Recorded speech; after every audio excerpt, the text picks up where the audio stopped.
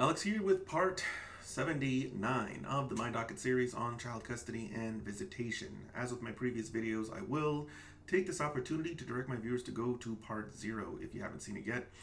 That is the video that goes over the detailed disclaimers and the underlying purpose of the series. Two things that I like to glaze over are, number one, I am not in the middle of this right now. My case is completely and totally over. It's closed. It cannot be reopened.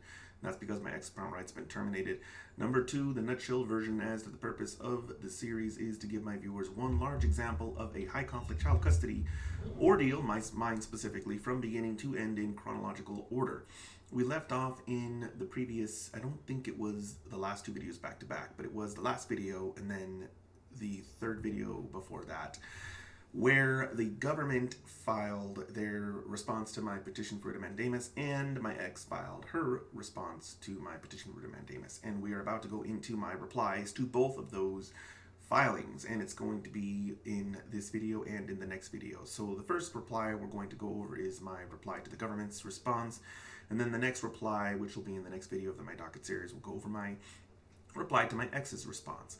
I cannot mention, or I cannot really recall much about my mindset at the time that I prepared my response to the government's petition. I was, I suppose, optimistic still at that time. Everyone was finally being forced to address the issue. And the thing that I like to mention, at least that I picked up on a few years into my experience representing myself, is that you really want to get to the point where you're not surprised by your opponent's filing. If you file something, you should have an idea as to what their likely counterattacks are going to be to your filing. And when you get to that point, and when you get responses, and you're like, okay, everything that's in here I suspected would be in here. When you get to that point, that's a really good point to be when it comes to being somebody who's representing yourselves, and you've picked up enough that you can kind of figure out what these attorneys are going to do. When you start out representing yourself, you're often surprised. You feel ambushed, sneak attacked, you get responses from these attorneys and you're like, oh my God, what are they doing? But after a few years, you start to get to the point where as you're preparing your brief, you can already sort of see what they're going to do. You can already sort of predict where they're going to come at you from. And there's, of course, one of the big benefits of that is the ability to sort of kind of predict what you're going to put into your reply after you get their response. So when I got the response from the government, nothing in there surprised me at all. I was not caught off guard at all. And so I think I can kind of guess, based on my experience now when I represent myself, that was a pretty comfortable place to be. I mean, it doesn't mean that you're going to necessarily for sure win your case just because your opponent responded in every way that you thought they would. But it does certainly help a lot, because it's one thing to have an idea as to what this case is going to look like, and then it's another thing to be completely wrong and to get all kinds of responses addressing statutes and case law that you didn't even have any idea were going to get brought up. I guess at this point, we should just go ahead and take a look at what I have filed.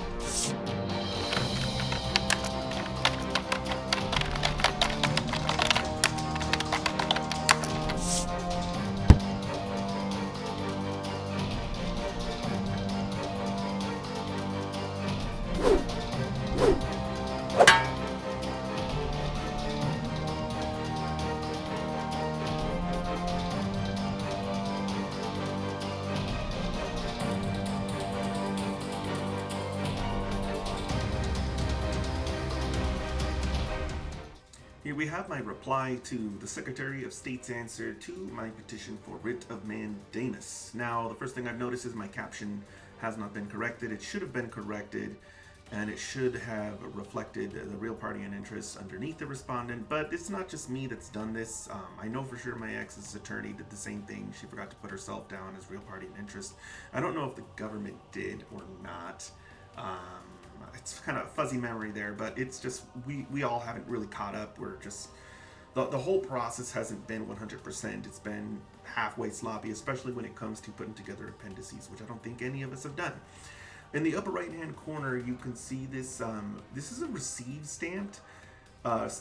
This is something that is very crucial for, I think, all of my viewers to know. If a document is not going to be accepted by a clerk of a court, at least in Nevada. I don't know about all the other states, but in Nevada, it is mandatory that the clerk of that particular court that is refusing to accept your document, it is mandatory that they file it received. Or sorry, not file it. It is mandatory that they stamp it received. And the stamp is used later on if there are any issues that come up with regards to deadlines, and I think it could even save your butt on a jurisdictional deadline. But yes, you'll be able to notice here that this was received by the clerk of the court on February 15th, but for whatever reason they didn't file it. They just held on to it. And then following Justice Hardisty's order for them to file it, they went ahead and filed it, and you can see there's a different stamp over here next to the case number that indicates the date that it was filed. If there were any issues that came up with regards to untimeliness or anything like that, I would be able to say, okay, well, it's not for my lack of filing it on time, it's just that for whatever reason the clerk refused to file it. And then I could point out, see, I tried to file it on the 15th of February, they just didn't file it till the 19th of April. It's not my fault. This matters in some cases. The time that you try to file something can save your butt. And there are many situations, I've heard from many people, they've sent me emails where the clerk for whatever reason didn't file something, and then they corrected whatever problems, and then they tried to file it, and then it was late or something like that, and then they got into some kind of argument about whether or not they tried to file it on time, and then there was a dispute, and the problem could have been avoided if that particular clerk would have just stamped that document received. Okay, let's move on to my introductory paragraph. I indicate here that I am the petitioner. I am appearing in proper person, which means I'm representing myself, and I am responding to the Secretary of State's answer to my petition filed on February 3rd. Everything that I've done here is on point. I have identified what I am filing, what I am responding to by name, and most importantly, I'm indicating the specific date that the document that I'm responding to was filed. It makes it as crystal clear as you possibly can to the court. This is the thing that I am responding to. Now we go down here and we have my points and authorities with section 1. The reply, as far as I know, doesn't really have to follow any structure. If you look at the rules of appellate procedure, at least in Nevada, the petition and the answer to the petition have to follow a very specific outline. And in the rules of appellate procedure, they explain exactly what they expect to be in those briefs. But the reply is just an opportunity for you to direct or address any issues that were raised in that answer that are new issues. They don't really want you to just reiterate what you've already talked about in your petition. They want you to find new things that were brought up in the answer and address those on reply. And so there isn't really a formal sort of structure that they expect it to be put together as. And you're going to notice that I really just pick out a few of the things that the government has mentioned and then I reply to them. So the first section is the government mischaracterizes my legal analysis. Okay, so my writ petition could be broken down into two parts. Number one, why mandamus should issue, which is purely based on a statutory construction and the legal analysis of the undisputed facts. And what harm and objective would a writ of mandamus rectify, which is based on the underlying facts and specific circumstances between myself and my ex. One piece cannot survive without the other, but they operate in support of the writ petition in two distinct manners. And that is true because of how writs are considered. They're discretionary. So it's basically two separate arguments that I am mentioning that I've gone over in my petition. The first one is, how does the law work and why am I correct? And then the second one is, why is my case special enough that it deserves your attention? And that's a sort of more fuzzy analysis. That's where I talk more about how this is what's going on with me and my ex. This is something that could happen with any other couple out there that's in a high conflict case. This is an issue that's going to affect parents. And that is just completely different from the first half, which is, here's the law, here's what the law says, and here's why the law is being violated.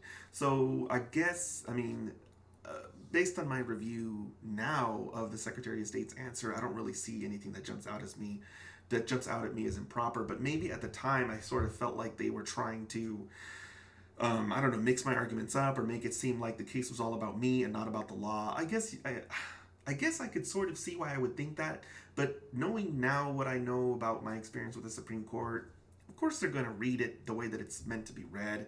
So now this particular paragraph that I've started off with doesn't really jump out at me as something that I really needed to address in this reply. I could have probably just left that paragraph out. Next we have an assertion by me that my claim would not survive without the circumstances. If I was arguing that the government had violated its mandate, but my ex and I didn't have a child in common, then the court would decline to hear the case on the matter that perhaps individuals have a right to privacy. I think they would have declined to hear the case for a different reason. Basically, I don't think they would have found a constitutional, I guess you could say, intersection in the case. There would have just been the law, and I would have been arguing, hey, this law's been violated, but why do I really care? Because I don't have a right to know where my ex resides. If we don't have a kid in common, she wants to move on and live somewhere in secret, she can. So, I mean, in a way, I get what I'm saying there, but it's mainly, I think, a problem with the Constitution and not so much just the fact. Well, I mean, you could use it the other way too, I guess, because the case isn't as urgent if you're not really trying to find out where your child resides. If you're just trying to find out where someone lives and there's no child parenthood implication there, then yeah, I mean, in all sorts of ways, the case becomes just a non-starter without the fact that there's two people who were a couple who have a child that they share, who are in court for child custody related issues. Next assertion here is, in determining whether there is a legal basis to issue the writ, the same circumstances which would support my reasons to bring it become largely irrelevant. And that's true. I mean, in a way, if you take out the constitutional piece, this is true. You're just looking at the law, and it discusses when these fictitious addresses should issue, and it discusses what type of evidence is required and whether DV has actually occurred. If you take out the constitutional issue, then what I'm saying there is true. But when you bring in the constitutional issue, the 14th Amendment right of a parent to know where their child resides, then it sort of is the law. I mean, the Constitution is a part of the law, and it limits the government's ability to make laws in certain ways. So I can kind of get what I'm saying here, but in a way, those issues regarding our child and our relationship and our child custody issue are still relevant because of that specific constitutional issue.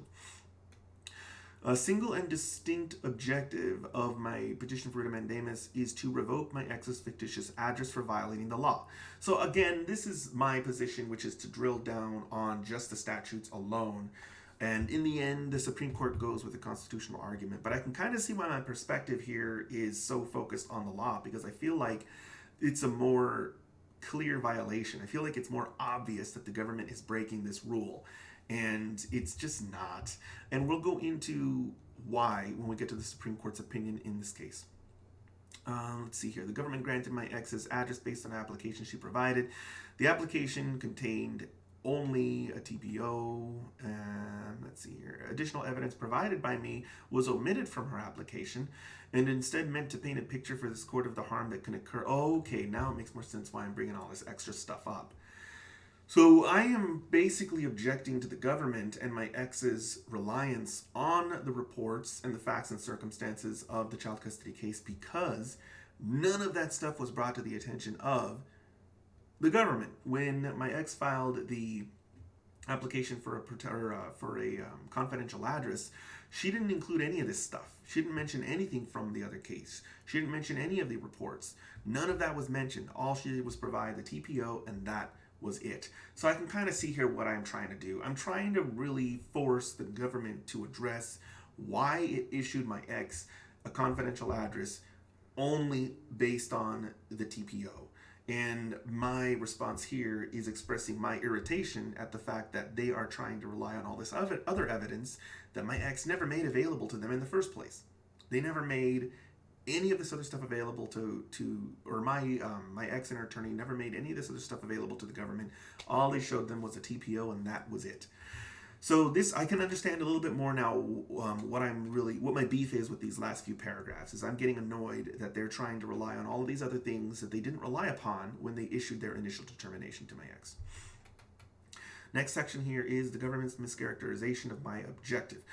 So I'm seeking mandamus compelling the government to cancel my ex's fictitious address. It's not the government's duty to reveal the true address to me, nor am I seeking this in the writ. Yeah, it's true. kind of. There's another statute that actually explains that the government can be ordered to turn over a true address, and that is more in line with the option that the Supreme Court takes. Now, in the end, both of them happen. The government discloses the true address and cancels her fictitious address. So I end up getting what I want anyway, and I end up getting more than what I wanted because I get the cancellation and I get the true address. But I can understand why I'm focusing heavily on having that fictitious address canceled, because that is basically being used by my ex to show that she is some kind of victim in this state of danger and that she needs help at all times.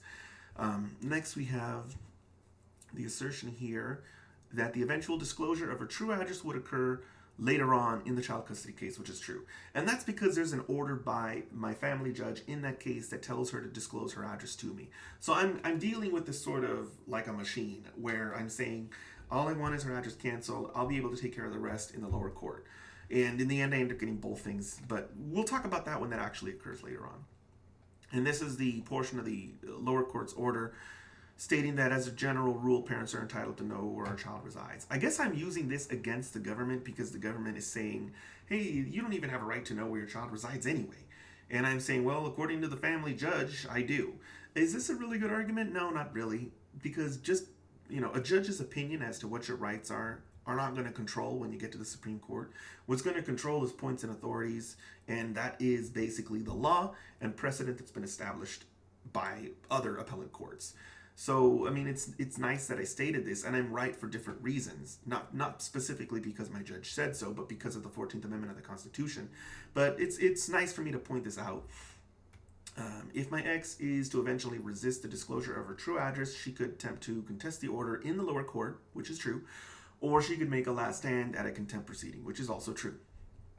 At that point, the responsibility would be with my ex, not the government, and I would be able to deal with the conflict if it arises when it does in the lower court.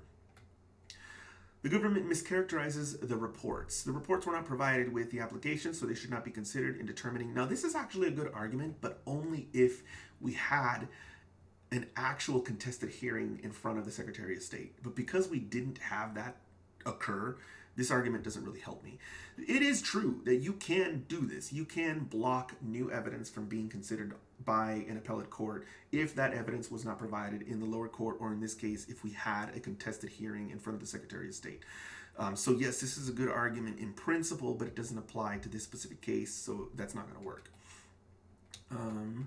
The government mischaracterizes the findings of the lower court. So the government holds that my ex made her case before a judge in a courtroom with the parties before the judge and the full panoply of procedural rights available, and as that this case is a collateral attack on the court's deliberate determination.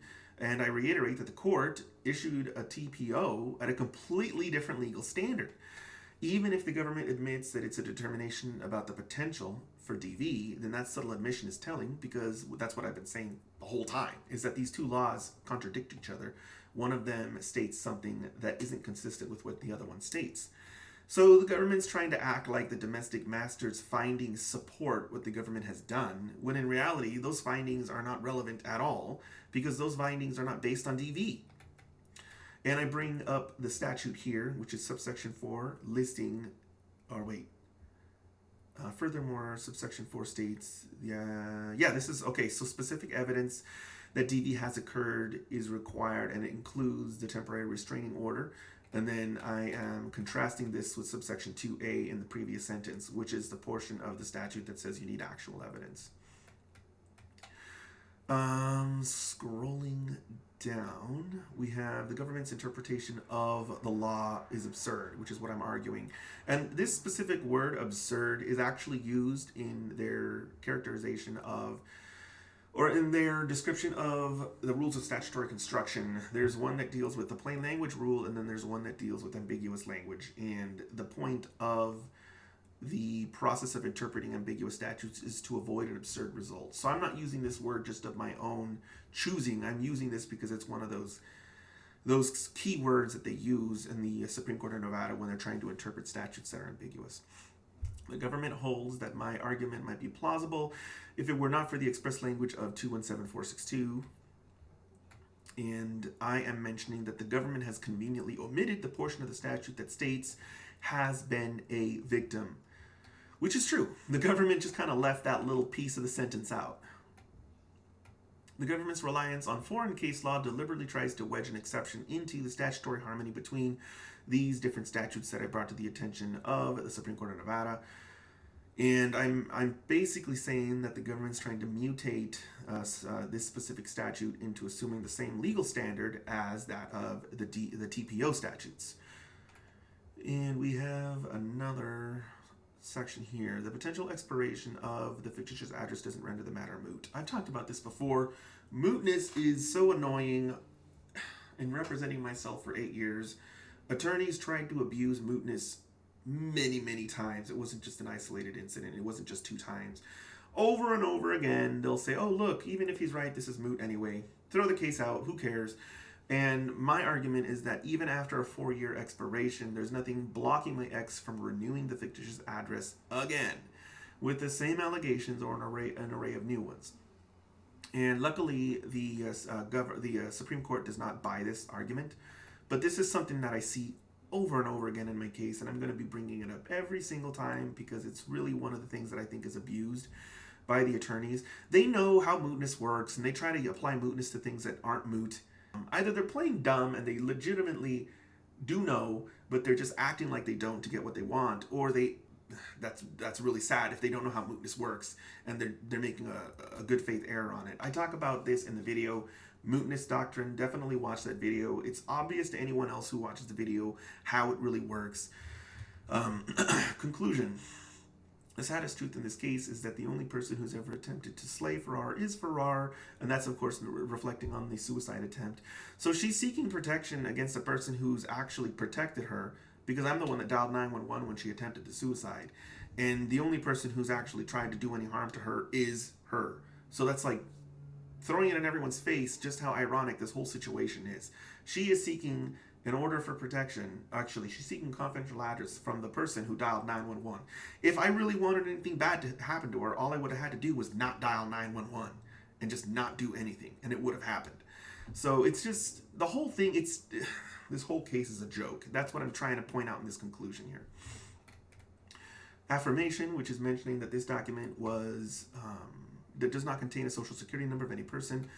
And then we have the certificate of NRCP 5 service. Again, guys, Rule 5 doesn't apply, but there is another rule under the Rules of Appellate Procedure that does. I think it's Rule 28, but off the top of my head, that's just a guess. Anyway, I am just indicating that I mailed this document to the government's attorney and to my ex's attorney, and that satisfies service.